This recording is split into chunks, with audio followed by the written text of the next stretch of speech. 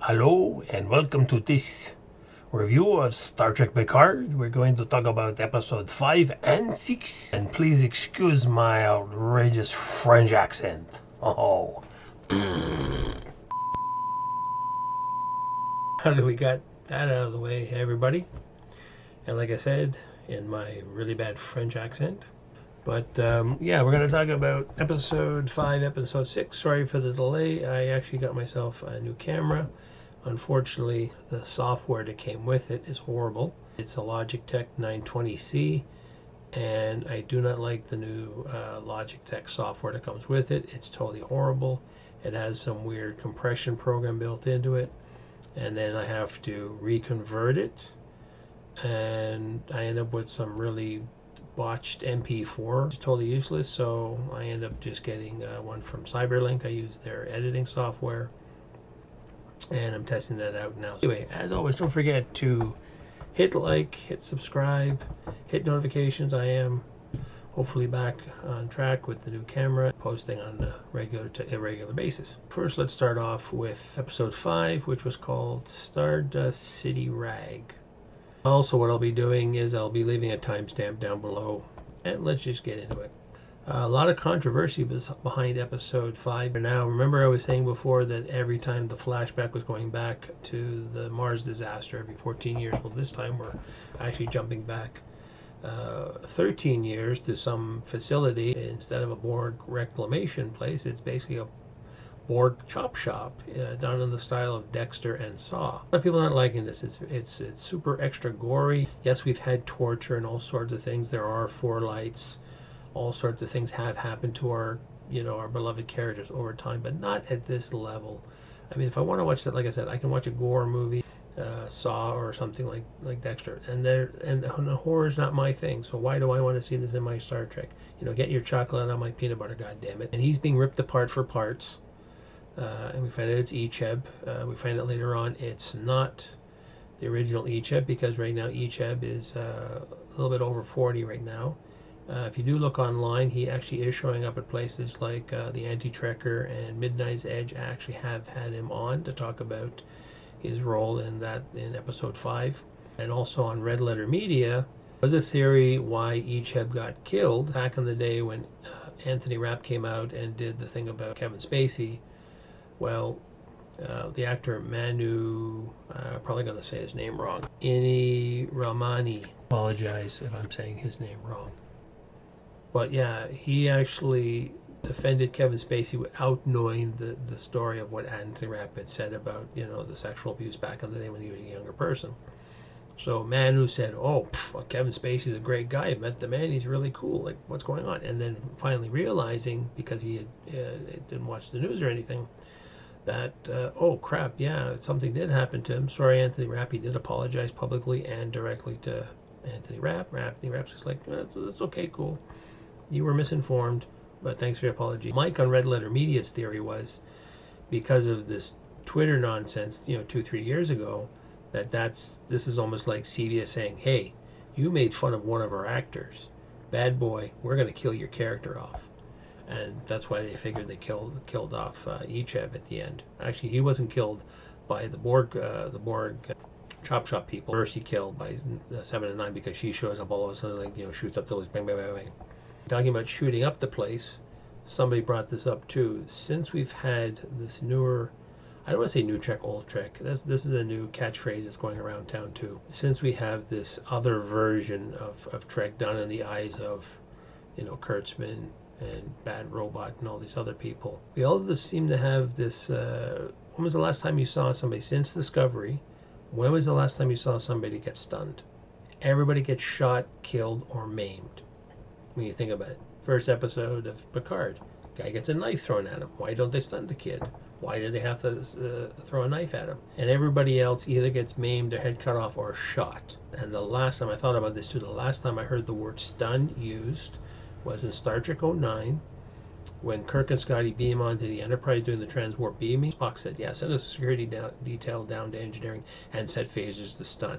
This is the last time, I think, in the big shootout at the end of Star Trek 09, they did stun one of the Romulans so Spock could mind meld to find out where Captain Pike was being tortured. So all we're getting is like death and destruction and everything else. That's how episode 5 started off. Killing off a beloved character from Voyager. Next scene, we cut to 2 weeks prior to present time in Picard, and we're on Free Cloud at one of the local bars run by a woman by the name of Bejazel. But it doesn't matter because, spoilers, she gets killed at the end of this episode. We actually have 3 characters that are brought in. 2 are well-known characters that actually at the end of the episode are gone. So why are we bringing characters back if we're just going to kill them? So like I said, we cut back to Free Cloud, and we find out that Bruce Maddox has been hiding out in Free Cloud. That's where his lab has been. So Bejazel, one of her flunkies, says, Mr. Vup, this big, huge reptilian guy, we find out later he can actually smell lies, including your last lunch and the person you had sex with. Okay, whatever. Anyway, he comes up there. Oh, by the way, Bruce Maddox is hanging out in the back of the bar. Great. Let's grab some drinks and we'll go talk to him. She goes talk to Maddox. Says, what's going on? He thought it was Tal Shiar. We know it's Zadvash showed up and wrecked his lab. I'm sorry, I owe you a bunch of money. So now you're in the relationship between those 2 characters, and says, well, have a drink. Have some Tranya. And again, Easter egg for the older fans, Tranya is Balak's favorite drink. If you watch the Corbinite maneuver from original series. Again, little Pavlovian thing for our Trek fans. Drugged, he's knocked out. What we're going to do with him? Cut to opening credits. Then we go back to Picard and the gang. Okay, we know how are we going to get the Free Cloud? Free Cloud. Well, we'll just have to sneak in there, won't we? And that's where, when you see the trailers and stuff and other pictures, Picard dresses up as a French pirate. That's what a lot of people are calling him, with a really horrible accent. I don't know why he had to put on the French accent. I think my accent, I can talk like a Quebecois guy, and I think I do a better job than Picard did ever. Anyway, so the plan is we got to go down, we got to find where Maddox is. He's hiding out somewhere, and Seven says, oh, I think I know who has it. Cunning plan. We'll trade 7 of 9 for Borg parts, because she doesn't mention that she knows Bejazel. We find out this later, but knows Bejazel's the one who's been doing black market Borg parts. So the plan is we all dress up, we send Rios ahead looking like a space pimp, and he's going to make the first contact, and then Picard will beam down with 7 of 9. The exchange we made will rescue Maddox, we'll beam out of there. Problem solved. This is also brought down to, why did Picard beam down to the planet? Even though he's in this disguise, somebody might recognize him despite his beret and eye patch. Said, hey, isn't that Admiral Picard? He's a famous guy. I saw him on television the other day talking to the CNN reporter. Find out later on that he is recognized, because when they do finally meet Maddox, it's like Maddox comes out of his drug-instated whatever is coming out of his roofie, and it's like, Picard? Maddox, how are you? You okay? And Bejazel's like, it's Jean-Luc Picard. So much for sneaking into the place unobtrusive. The other point too, if you saw the trailers, which I thought was kind of silly too, was the little pop-up ads that happen when they get to the ship, like, oh, Captain Rios, maybe your ship needs to be refixed. Like, bonk, gone. And Picard gets one, oh, come to the hotel for high tea, that kind of thing. And then Raffi gets one about snakeweed. And it's weird too that the ads are specific to the characters. Like, how are they knowing that, oh, here's a tea drinker, they'll know it's Captain Rios because the ship's registered his name, but how do they know that Raffi's on board? I don't know. How's the ads going to know that? And then the other weird thing was Dr. Girardi, Agnes, gets the Rock'em Sock'em robot thing, and she says, oh, you got to hit it. And so, but I don't like hitting things. What you got to do? Bang. So it's sort of showing, okay, she's like this, she's not like this. Kind of showing her character. Well, she's not a violent person, but then later on we find she can commit violence. Again, we're changing up how people are in this universe. Everybody's losing the morality and doing whatever the heck they want for whatever purposes. And then they get Bruce Maddox to sick bay and patch him up, and Picard talks to him after, finds out that he did create Daj and Soji. And the other joke amongst fans and reviewers is that, yeah, we knew all this all along. That this is a weird thing too. Normally, a good story, like I just saw The Gentleman again for the second time this weekend. You don't know what's going on, and even I saw it the second time. Oh yeah, I forgot about this part. This is bad when you're following along on the story and you already know what's going to happen before the characters get there. To me, that's bad. It should be a surprise, like, oh, you mean the other? Oh, they're related, right? Not like, oh yeah, everybody else is like sitting at home, like, yeah, but come on, guys, come on, Picard, catch up. We already know Soji's on the artifact, the Borg cube that's run by the Romulans. Where have you been? Oh, that's right. You've been slogging along for 5 episodes, and actually a little bit before too. I think somewhere between the Rock'em Sock'em Robots and some other time, Agnes is in her quarters, and you find out that she actually had intimate relations with Bruce Maddox. They're making chocolate chip cookies from scratch, and they're actually making cookies, you know what I mean? There's a relationship going on there. Cut over now to the end of the episode. Bruce Maddox is there. He's being checked out, and once everybody leaves the room, and this is the weird thing too, you're leaving Agnes behind, acting as the doctor. Now, yes, she is a doctor, but as far as I know, it's like she's got a PhD in robotics. I don't know if she has a PhD in medicine. At one of her credentials, no, because when she comes aboard the ship and she says to Raffi, and Picard says, well, no, Dr. Girardi is foremost authority on cybernetics. How is she an MD all of a sudden? And we find out that she has this look on her face, and I guess it flashed, and it's going back to when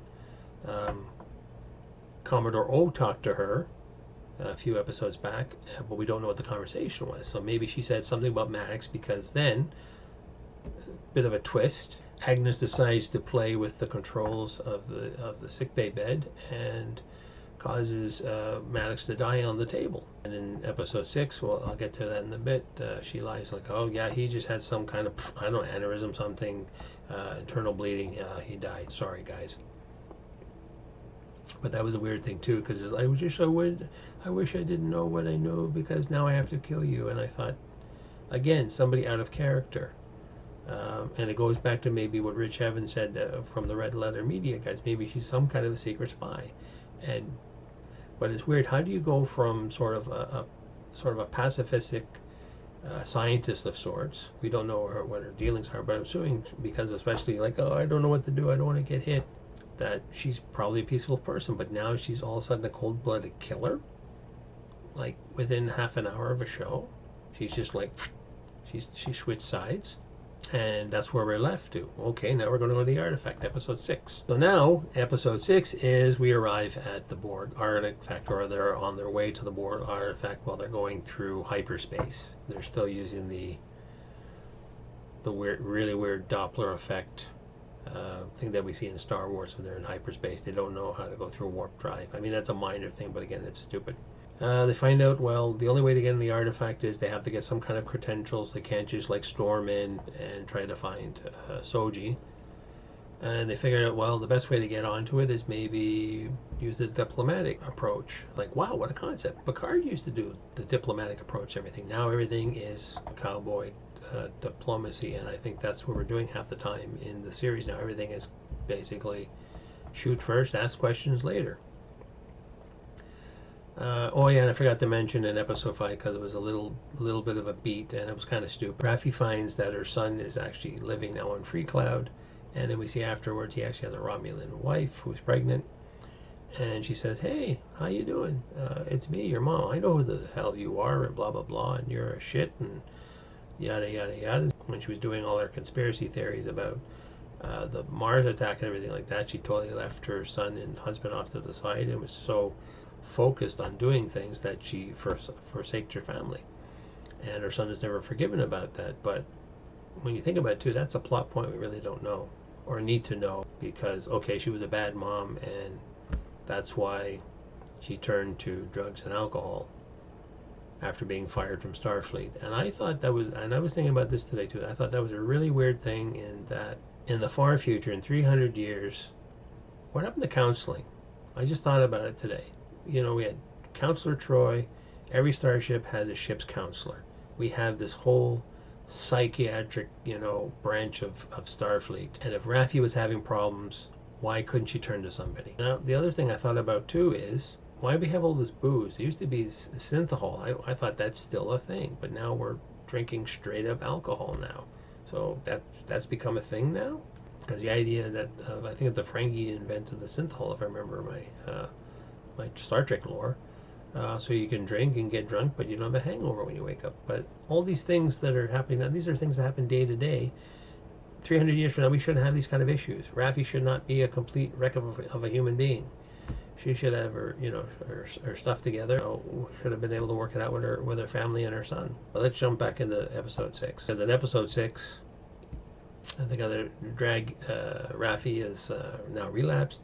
She's smoking again. She's still drinking, and because apparently Raffi's the only person to have any connection. Apparently Picard has absolutely no connections with anybody left in the universe, Starfleet or otherwise. So Raffi's the go-to to say like, okay, we need to get credentials so we can get legally onto the Borg cube. And she says, oh, I know somebody. And somebody pointed out too. And again, a lot of this woke stuff I don't really pay attention to, but if you're looking for it, you're looking for it. They're talking to a female captain. So it seems Starfleet is run by nothing but women. I mean, I got no problem with this whole thing. My only problem is that we're overbalancing the scales of like, yes, men always were all in charge in all these shows, and the women were all cute and adorable. Now it's like the men are stupid, especially white men or old white men, and the women are totally in charge, and everybody else is an idiot. Why can't we have a balance of strong characters both? Doesn't matter what your gender is, we're all equal the same. We're smart, intelligent people. Yes, you may have stupid people or people that are like, hey, they need a bit of a hand or something, but not that you make, no, you guys are like this and you guys are like that, and there's no in between. That's what I don't like. Anyway, they drag Raffi out of bed. She's clutching her bottle. She calls up her friend, says, I need a favor, and at the end of it all, her friend says, this is the last favor and you're never going to call me again. Bunk. They got the paperwork for Picard so they can go into the cube, and they beam him into the Borg cube, and he's in a section of the cube we don't know where. And I thought too, when I was watching this episode the other day, again, we're going like literally, not just dark in tone, dark in lighting. I mean, I could barely see half the scenes that were shot. I thought I was in an episode of episode 3, season 8 of Game of Thrones, where the entire scene is shot in dark. It's very hard to follow, and also because they're going back to now Picard still is apparently, even though he said he's over his assimilation trauma, he's apparently still experiences PTSD. So I can sort of see bringing that back, because at the time when he was assimilated, PTSD was not a thing. He's freaking out. He's having flashbacks to when he was assimilated. It's the meet Hugh, and they like give a great big, hey, how you doing? So how can I help you? Oh, we got to do this, and this, and I'm looking for somebody. It's like Soji. So, oh yeah, Dr. Soji. Let's go find her. Well, all that is going on. We're back to Game of Thrones with the Romulan kids, Narek and his sister, who are acting like two kids. Like, oh, and oh yeah, I now remember. Episode 6 was called The Impossible Box, because Narek has this little Rubik's Cube, little wooden box he keeps playing with and working it out, and it's supposedly a child's puzzle. It takes forever to open, but if you do it just right, and if you have patience, bonk, it opens up. So his sister's like, no, you got to find out what's going on with Soji and what's her problem, and we got to find where she was made.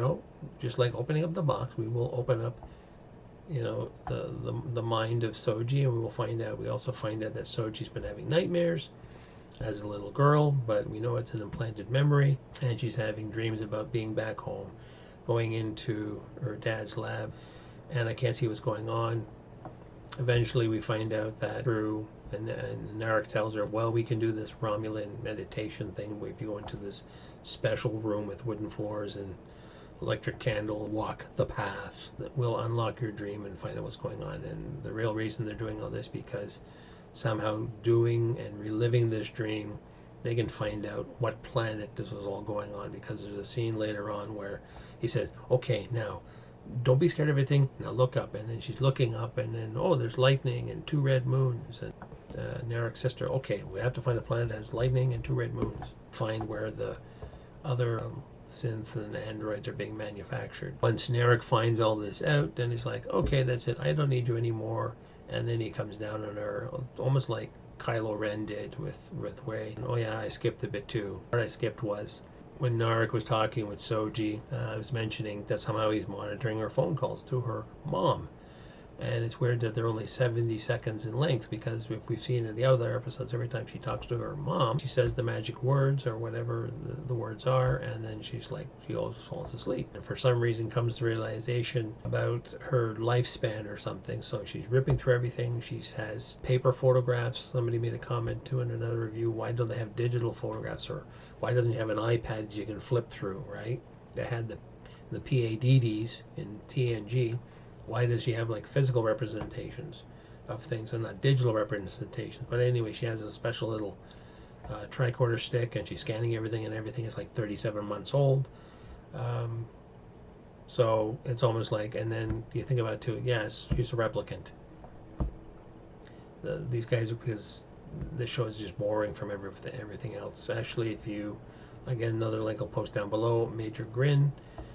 He does a lot of these composite videos comparing Picard to other shows, and he did a really good one where all the different sci-fi ideas that are running through Picard are actually borrowed from Arnold Schwarzenegger's Total Recall, Blade Runner, the original of Blade Runner, and all such other sci-fi shows and series and literally some of the scenes are almost duplicated to what we're seeing now in Picard. And I thought, wow, on Kurtzman and his gang, like, what the hell, guys? This all happens with her finding out that she's like only like not even a little over 3 years old. And then Narek takes her to the Romulan meditation room and walks her through. And once they find out the secret of where she was manufactured, he opens up the box again. It pops up, and it's a little radiation bomb, and it's trying to kill her. He leaves the room and sort of like, and tells her to, yeah, you're not a real person, you're a robot. I never did love you. I'm out of here. Goes out to lock the room down. He does cry, so I don't know if he actually did have feelings for her or not. Possibly, even though he had to do all these, torturous things to her. Go back to the meditation room. She's freaking out. What are we gonna do? And here's a point a lot of people are saying: the meditation room was all wooden. And somebody said, well, what is a Borg cube doing with wooden floors? Because eventually she's trying to escape the radiation, and she starts clawing the floors with her bare hands. Somebody thought, why does the Borg cube have wooden floors? And I thought, like, no, it's the Borg structure, whatever that room was, and they just did some inlaid flooring to make the meditation room, basically ripping through floor, wooden floorboards, and then still she rips, you can see her, she's actually ripping through metal, so whatever the bulkheads are composed of. Meanwhile, well, that's all going on. Picard and Hugh are trying to find where Soji's hiding. They can't see her because she was in the meditation room. Somehow it's shielded. When she finally jumps through the hole, then they find her. Somehow, amazingly, they actually cross paths. She jumps through the ceiling. They come around the corner. There she is. And in the weirdest sort of, let's come with me if you want to live kind of scene, Soji sees Picard. And this is the weird thing too. Daj knew who Picard was because of her implanted memories, but for some reason that wasn't implanted into Soji. So Picard's sort of like, no, please come with me, come with me, please, come with me if you want to. And she's finally convinced, and then Hugh says, okay, I got a plan. There's a part of the cube we can go to, and we can get you out of here. Backtrack again. Before Picard beamed down, Elnor says, I want to come with you, and he says, like, no, we're only allowed to beam one person on a board, and you can't. You have to stay here. And of course, when you say to somebody, you have to stay here, you can't come along later on, they will pop up later in the episode.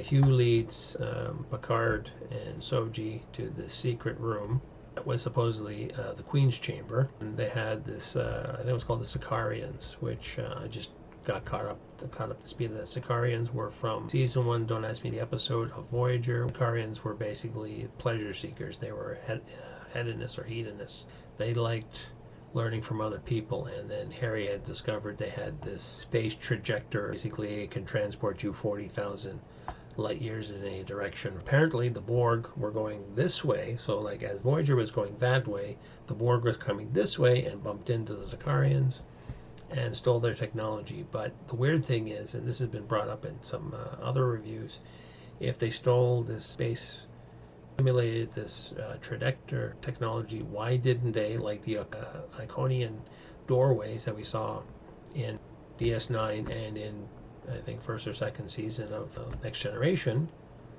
Why didn't the Borg use this and so they can assimilate and conquer the galaxy? According to this story, it was only used as an escape procedure for the Borg Queen if something happens. So Hugh says, if you jump through this, I'm going to send you to somewhere. And they pick a planet, which is, I forget the name, I will put it here. It's the name of the next episode. And that's where Picard and Soji are going to go. By this time, Elnor showed up, defeated some Romulans that were chasing Picard and the gang. And then Picard's like giving him crap, is like, I told you to stay on the ship. And a lot of us are going like, wait a minute. If he told Elnor to stay on the ship, who beamed Elnor onto the Borg cube? And somebody said, well, maybe he learned how to use a transporter. He barely knows anything else. He's just a, ninja elf warrior. Anyway, he's where he's not supposed to be, but Picard said, oh, come with us. It's like, no, I'm going to stop the other Romulans come from chasing you down, and we'll somehow meet you in the next episode. I believe next episode, episode 7, we'll be meeting Riker and Troy. So a lot to cover there. Little tidbits in this episode too, but I didn't think they were major, but I thought they were odd. After they talked to Agnes about what happened to Bruce Maddox, she's like, oh, I have no idea what happened to him, or something. She made up some kind of lie. And then there's a scene where Rios, I don't know if he's just waking up and he's doing a soccer practice. I thought a lot of people thought it was weird too. Oh, the Spaniard is doing soccer, or sorry, foosball. Go figure. And Agnes shows up and starts talking with him about, yeah, I'm not feeling myself. I'm feeling angst and hollow, and I don't know. I'm scared and afraid. And the weirdest thing of the whole thing is like, oh, here's my hip flask. Why don't you replicate a bottle if everybody drinks? Or here's a glass or something. Why does he have a hip flask? Gives it to her. They sort of talk for a bit. And then right away it's just like, you're kind of sexy for being a shirtless, ship's captain. And they start sort of, kibitzing a bit and a couple of kisses, and then she leads him to the room, to her bedroom. And that was sort of a weird thing too. And then another weird part after Raffi did her thing too. He takes Raffi back to her room. They don't do anything. He just, okay, that's it. You've had enough to drink. I'm putting you to bed. Here's some coffee later on. Some of these scenes are just kind of just thrown in. They don't seem to move the story along, other than, well, we're trying to develop the characters a little bit, I guess. But to what extent? I don't know. Yeah, so again, I know I'm going through these so I want to get my Star Trek fix, little of it, what I can. And also to report back to you guys, so maybe I can save you the trouble of not watching Star Trek Picard and take a bullet for the team. We got 3 more episodes and we have no idea what's going to happen. But as always, what did you guys think? Did you like it? Did you not like it? My video, don't forget, leave a like. It's good for the algorithms. Hit subscribe, hit notifications. I am posting on a regular to irregular basis. And as always, we will see you in the next one.